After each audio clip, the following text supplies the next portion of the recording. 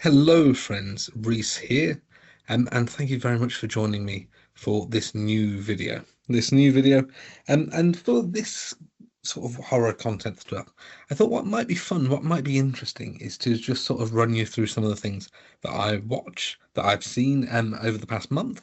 The past month being October, with it being Halloween month, and do a kind of a letterboxed countdown, a letterboxed mark, and offer some little thoughts and ideas and summaries on some of the films that I happen to see.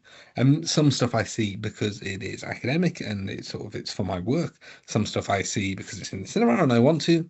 Some stuff I see because it is recommended elsewhere, because I see other people on YouTube talking about it, because I get recommendations, etc. And so it might just be a fun, nice little casual video for me to give you sort of a little review, a little rundown of all the stuff that I watched last month. And if this is something that we enjoy, I'll continue to do this for months going forward. And so let me give you a rundown of all the films I watched in October. And so in October, I watched 11 different films, which I'll be honest, by my record, is a bit of a bum, a bum note, especially in Halloween time. I tend only to log films that I haven't seen before. I'm just going to clarify that. So I probably watch more. I tend only to log the ones I haven't yet seen because I don't essentially like doing the whole sort of rewatch material on Letterboxd. Incidentally, my letterbox is down below. You can see it in the video here at ReeseGoodall496. So if you fancy giving me a follow, and if you fancy adding me there or keeping up the conversation, then please do. It'd be very, very exciting to have more people there. So let me begin. So on the 3rd of October, I watched two films. And one of them, the first was the second chapter in this new Strangers trilogy. So I'd seen the first film when it came out last year and found it sort of a frustrating and baffling watch. And that, it transpires, was setting a low bar that this film was very much intending to sort of limbo under. And so this film is essentially broadly a chase sequence. It's sort of a 90-minute chase sequence in which the Madeline Petch character in the first film wakes up in hospital. These strangers continue to pursue her, and the film sort of doesn't end anywhere because it's really sort of setting up chapter three. It's a baffling watch, and sort of the more you watch, the more baffling it becomes. Essentially, she's chased around lots of places, and chased around all these places despite suffering quite severely from sort of various chest wounds and stitches and stuff. And this film has the really, really, really bizarre idea, and I don't know sort of who greenlit this, of taking the stranger characters for whom the entire sort of intrigue, the entire mystique was the fact that we didn't really know anything about them, and then start to give them backstories. And the whole thing of knocking on the door and asking where Tamra is, it sort of tells us about Tamra. And we see origins of one of the strangers, and then their identity is revealed through circumstances I won't reveal here. It's a bizarre choice that really fundamentally misunderstands what the strangers is about. Less said about a sequence in the middle of the film, which sort of brings in animals in a way that is still baffling to this moment, just to imbue the film with some degree of jeopardy, I suppose. But not, I don't particularly get it myself. I'm looking forward. I'm gonna, I've watched two. I'm gonna watch what Rennie Harlan does in number three. But this is one of the most bizarre trilogies that I think we've seen in a long while. So I watched that. I got back home, fancied a little bit of um, sort of almost mouthwash, and I was pointed in the direction of a short film called The Changing Room. So this is directed by Sam Evenson. This is sort of a 5-minute film. You can find it on YouTube, and I would recommend it. I quite like this one. I'm going to recommend it now and encourage you to watch before I give any spoilers. So this is your fair warning. So this film is about a young woman. She's in a shop and goes to the changing room, and it's one of those changing rooms which sort of has mirrors that go on forever.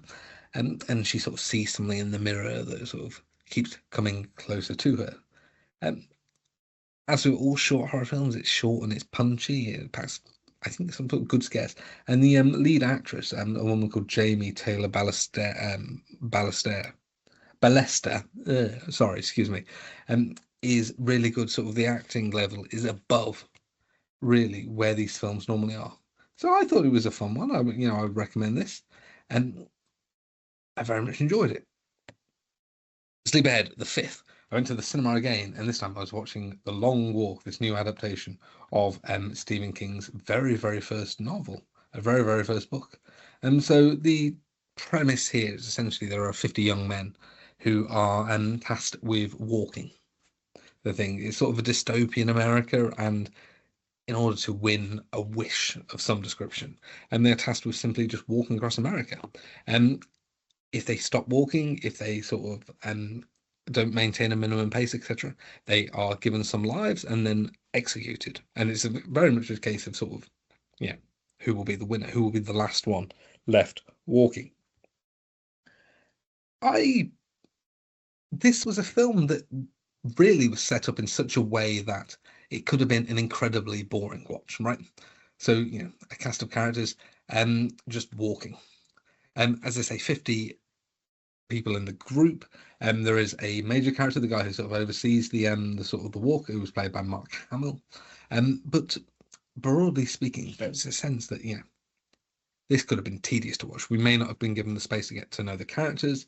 The walk aspect of this may have, the interest of that may have lapsed fairly quickly. I'll say to the credit of the film, it really, really doesn't. So this is I really enjoyed this one. I thought it was a cracking one. And so just over an hour and a half long.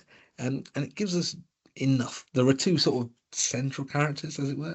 Cooper Hoffman, who is, I think, Philip Seymour Hoffman's son, as Ray Garrity.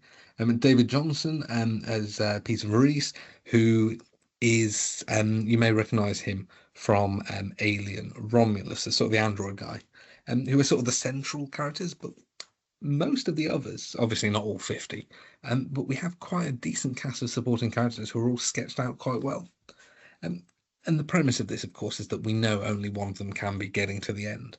And yet it keeps up a real sort of, it engenders a real sense of camaraderie amongst these young men who've been forced into this sort of impossible circumstance. And it really carries the film, I think. This is a film that is shot effectively and has sort of it's much better, really, than it has any right to be.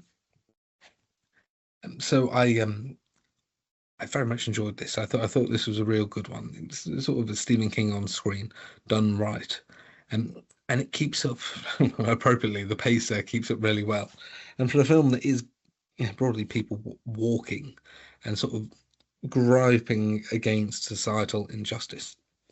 Recommended. It may still be out now, maybe not, but I think it's one that's worth catching up on. Let me skip ahead. So we get to the point now. So in on the 10th, I watched Intruder 1989, directed by Scott Spiegel, and this one I watched in relation to the kill count that was released. Dead Meat's kill count released that day. So this is a slasher film, essentially following the crew of a supermarket. It's low budget, it is very much of a period, but with some sort of gorgeous practical gore effects, which on the Dead Meat kill count they go into sort of great detail about how these were achieved on sort of the budget on which they were achieved. And I thought it was fantastic. I love this one. And so there is a sort of a low budget schlocky charm. And, you're seeing Sam Raimi as a character. As an actor, you're seeing Bruce Campbell, you're seeing Ted Raimi, you're seeing all these people whose presence sort of indicate this kind of low budget but real sort of genuine passion for sort of practicality. I mean, it shines through. Uh, In terms of the actual narrative, but sort of, it is a run-of-the-mill slasher film. It sort of doesn't reinvent the wheel. It's really, I think, more a showcase for gore and sort of that sort of dark humour. And it sort of delivers on that. So this is a film I'd never heard of before, but for the kill count, I probably wouldn't have heard of it. But I enjoyed this one. It was good fun. It was good fun for what it was. And sometimes that is all you can ask for. It's a slasher film, it does the job, and it has some great effects in the process. What more could we want? The next day, I returned to the modern day, and I watched the latest installment of the VHS franchise. This is VHS Halloween. And this is an anthology film, and the vague sort of framing narrative is broadly a company that are going to launch a new sort of diet Coke-esque drink, really. And that's not really why we watch these. We watch them for the individual stories, and they are a mix. They're very, very much a mix. I enjoyed some of them. So you may have seen the image of sort of the fun-size character, sort of a candy mascot character, who's sort of very, very creepy and ethereal. Um, I liked the look of that character. So this is a section sort of in the middle of the film, I think, called Fun Size. And the character is perhaps somewhat creepier than the actual section is. But, sometimes sort of the uncanniness of these figures does quite a lot in its own right. And other things that we had, so there is a sort of a trick or treat tale in which a pair of young women go into a house and sort of encounter a sort of a female mother monster who sort of transforms adults into her children, and effectively creepy. And the um, there are two sections that didn't really stand out for me too much, and one that is set um didn't stand out too much, but I think we're still broadly better than sort of many in the franchise. And some investigators who are sort of trying to discover what happened at the site of a mass murder, and they interrogate the survivor.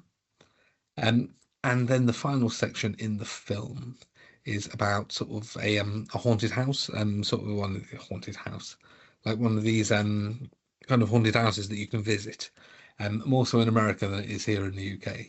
And then the haunted house essentially coming to life.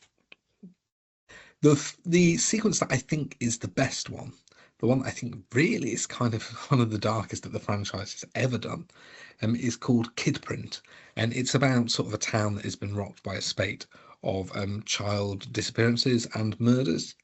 Um, and there is a guy who runs sort of the local video store and sort of makes documentary videos about that he hopes will help find the kids. I'm not going to describe where it goes because I think this is one that is best experienced without any of that knowledge. I think it's sort of one that it sort of deserves to go into blind. But this one I really liked. This was sort of, I wouldn't have liked to have watched a whole film of it, but I think as a short film, it really, really does the job. And I enjoyed this one. And so, as with all anthology films, it was kind of a mixed bag. But I think, broadly speaking, um, a higher quality mixed bag um, than you might ordinarily find. Right, the 14th, Stan Winston's Pumpkinhead. And this is one of those sort of franchise horrors, and I'd never got around to seeing, but we gave it a watch. And this is a film, so at the heart of this is sort of the tragedy of a father mourning his only son. There is a dad played by Lance Henriksen, and a group of teenagers that sort of accidentally kill his son. Henriksen, in his grief, encounters a witch um, who essentially sort of creates this demon, the titular Pumpkinhead, in order to hunt down and pursue the people responsible. And the Pumpkinhead creature is a thing of beauty. It very, very much is. You can tell really that the director had sort of a mastery of practical effects, because the creature itself is threatening, it's imposing, and you get a real sense of it in the way that CGI monsters sort of don't work. And it's Henriksen really sort of brings a lot of gravitas to this as well. He's sort of the heart of the film. He's the heart of the film where the Pumpkinhead creature is kind of sort of the monstrous um the monstrous side of it.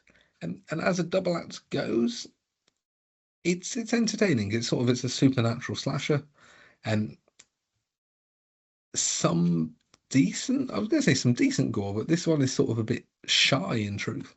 And it racks up more in sort of the subsequent films. How many are there? I think there are sort of three more.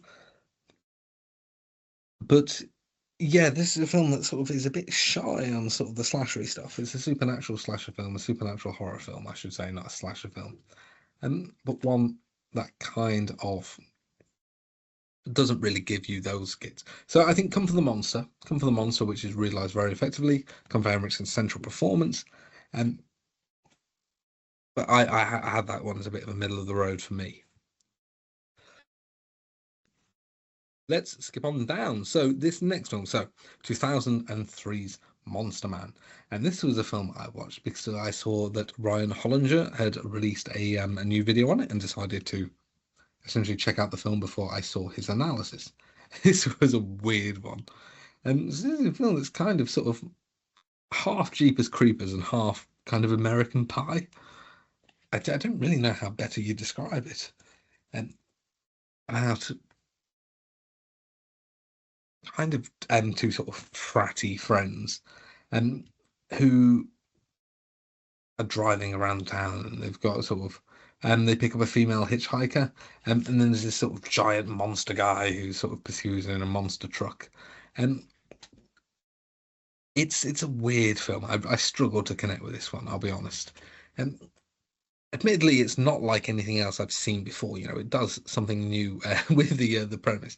It does. It really is sort of a new experience that way. And I found it a bit lame. I didn't often find the jokes that funny, and I found the central characters to be really quite annoying. Um, and I think there's a twist sort of towards the end that you can see coming a mile off if you've ever seen a horror film before. Um, so I didn't overly love this one. Again, it's not one I'd heard of, and I think the Ryan Hollinger analysis video sort of sums up kind of the same thoughts I had on it, in truth. And I'm linking that video in the comments, and any video I mention here, I'm going to link in the comments.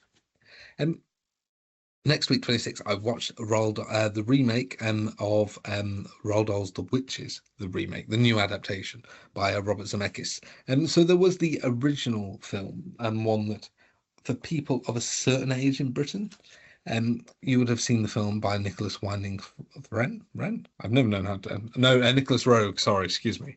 Nicholas Rogue, starring Patricia Heaton as the Grand High Witch, which is sort of a thing of nightmares. And the horrible stuff there, sort of the kids being transformed and the witch transforming. And the thing that always got me as a kid was the little girl who sort of is trapped in a painting. I always found that terrifying. But yes, this is a sort of a bigger, older adaptation, and it's more fun. It's certainly more fun. So Anne Hathaway is the Grand High Witch this time, and she sort of has a blast chewing the scenery, playing against type. And the sort of young characters I don't overly love. They spend half the film sort of as mice. And then Octavia Spencer is playing the grandmother character this time. And she doesn't get really that much to do in truth, nor does Stanley Tucci as the hotel manager.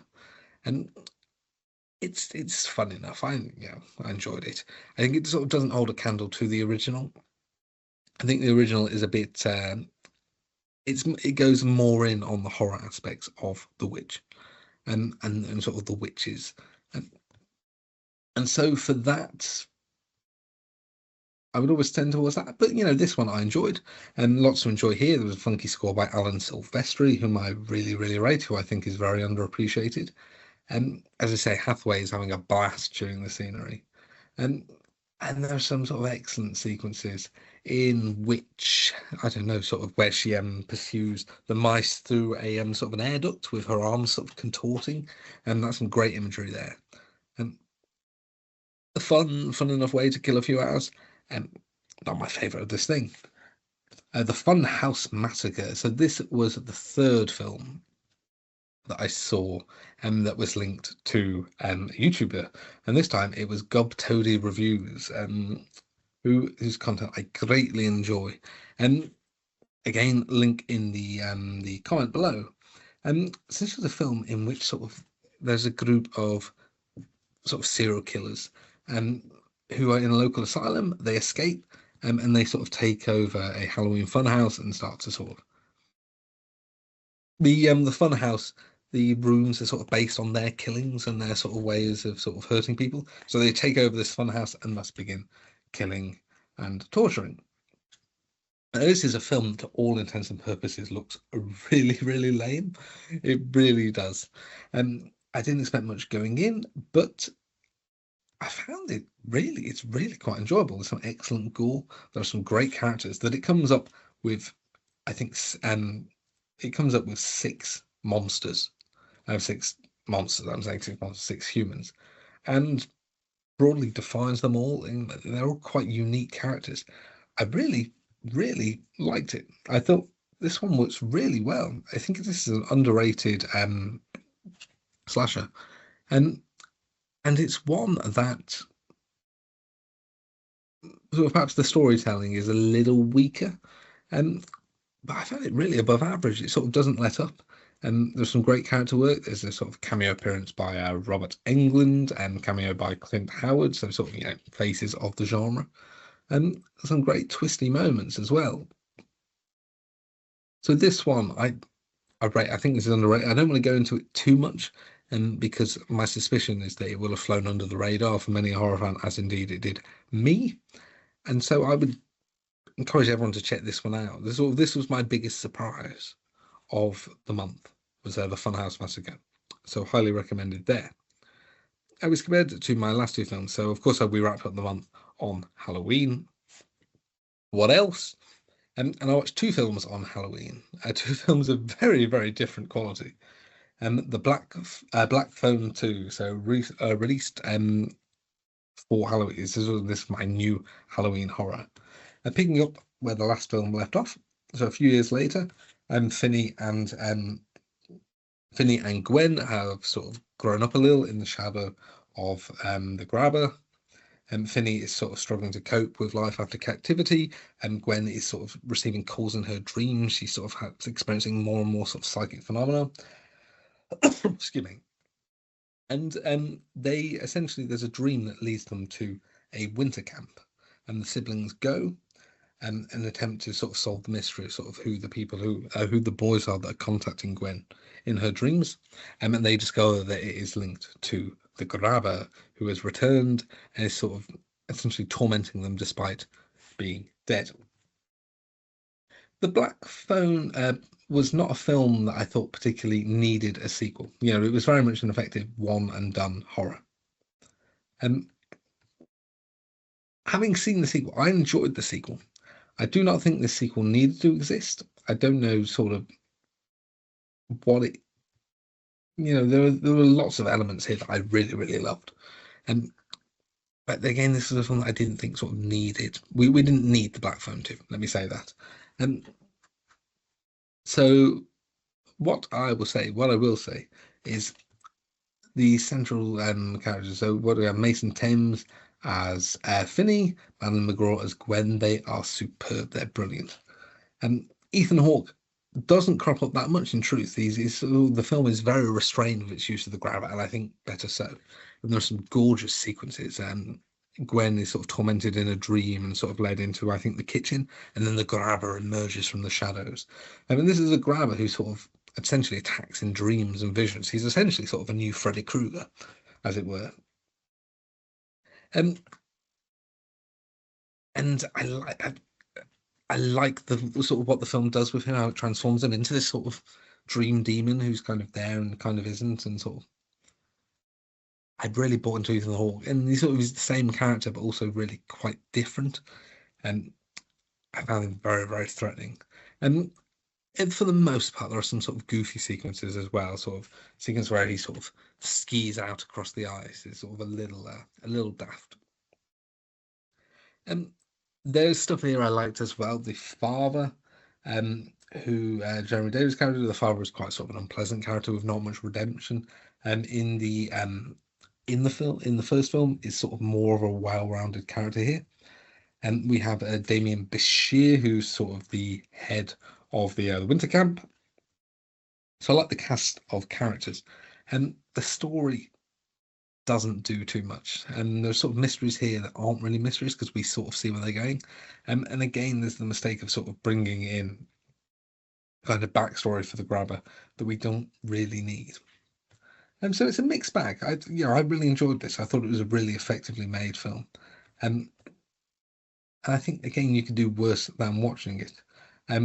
So Scott Derrickson again sort of knows what he's doing. He's made a film that sort of is of its period. It has sort of in many cases the same sort of flickering 80s sort of camera effects that really characterize the first film and sort of many of his films, Sinister as well. And it's really, really good.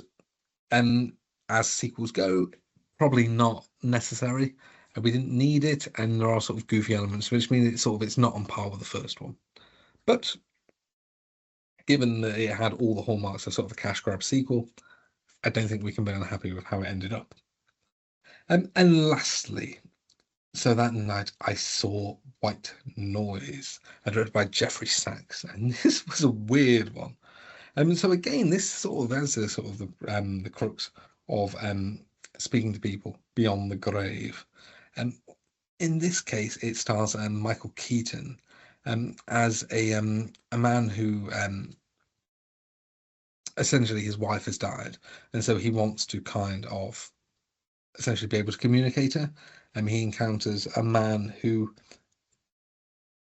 claims that sort of he can sort of receive communication from the other side via EVP, and sort of the Michael Keaton character grows more obsessed with these messages, as he essentially grapples with his grief, which is a fantastic, quite an interesting premise. But then the film takes some quite radical turns, and the this is a weird one, and the interesting premise, and it shifts away, and sort of Michael Keaton is an actor who I really really rate, and I I'm gonna watch him in anything. I think he's good. I don't know if I've ever really seen him phone a performance in, but the movie takes quite an interesting. It takes some quite interesting things. It sort of introduces a female character who is sort of positioned as perhaps sort of a foil or someone who might be sort of on par with the Michael Keaton character, and then does nothing with her storyline, and then we have quite a radical genre shift, sort of 15-20 minutes towards the end of the film, and it feels very very inspired by sort of another trend that was going on in horror cinema at the time. And I'm sort of this is a really weird, baffling film.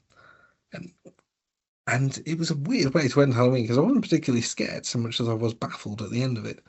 And sort of there were good things here, not least the central performance, but the scripting here was a baffling one. And I don't really know what to make of this. It was I'm so confused. I'm sort of recalling it and I'm so confused by it. I think perhaps tells you, all you need to know. So I'll wrap up there. So that's how I wrapped up Halloween. Not with a scare, but with a whimper. And so I'm going to stop talking there. So that was my roundup, my summary of all the films that I watched in October, and some reviews and some thoughts on all of them. So I hope this was, some degree interesting. As I say, follow me on Letterboxd, and you can get sort of a live, up to date info on everything that I'm watching. And if this was interesting, leave it a like. Please do subscribe. Please do comment. Let me know what you were watching over October. And if you enjoyed this content, please do comment as well, and I can make sure to do this sort of as a regular feature. Otherwise, thank you so much. I look forward, hopefully, to seeing you in the next one.